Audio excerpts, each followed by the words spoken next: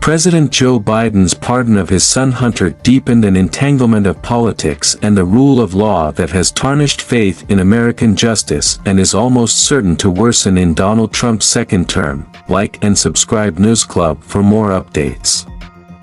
The Sunday evening move was a stunning development since Biden came to office vowing to restore the independence of the Justice Department, which had been eroded during Trump's first term, and because he had repeatedly said he wouldn't pardon his son.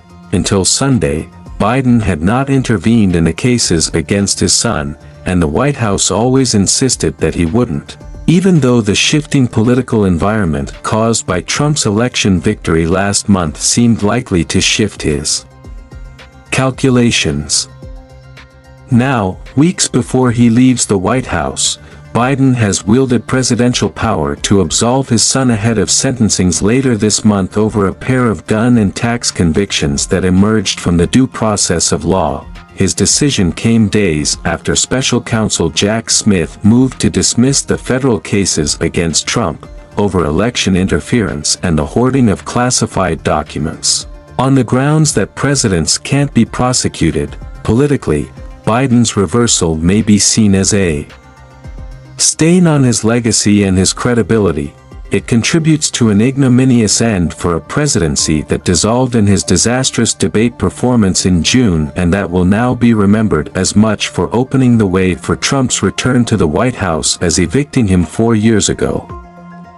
The president may also have offered an opening for Trump's party to rally behind Kash Patel, the loyalist whom the president-elect picked Saturday evening to lead the FBI and serve as an apparent agent of his campaign of political retribution. Republicans are arguing the Hunter Biden pardon shows that the current president, and not the next one, is most to blame for politicizing the system of justice by meting out favorable treatment to his son. Their claim may not be accurate, but it can still be politically effective. Trump used pardons to protect multiple political aides and contacts during his first term, including his daughter's father-in-law, who's now his pick for ambassador to France.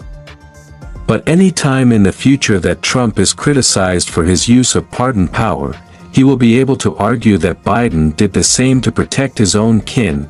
This could be especially significant as Trump comes under pressure from supporters in the coming months to pardon those convicted of crimes related to the January 6, 2021, mob attack on the U.S. Capitol, many of whom are still in jail. Yet Biden, after a life of tragedies and heartache, asked Americans to judge him as a father who was clearly worried about the impact of a potential jail term on his son. Hunter Biden was convicted by a jury in June of illegally buying and possessing a gun after a trial that exposed his drug abuse and family dysfunction. He pleaded guilty in September to 9 tax offenses, stemming from $1.4 million in taxes that he didn't pay while spending lavishly on escorts, strippers, cars, and drugs.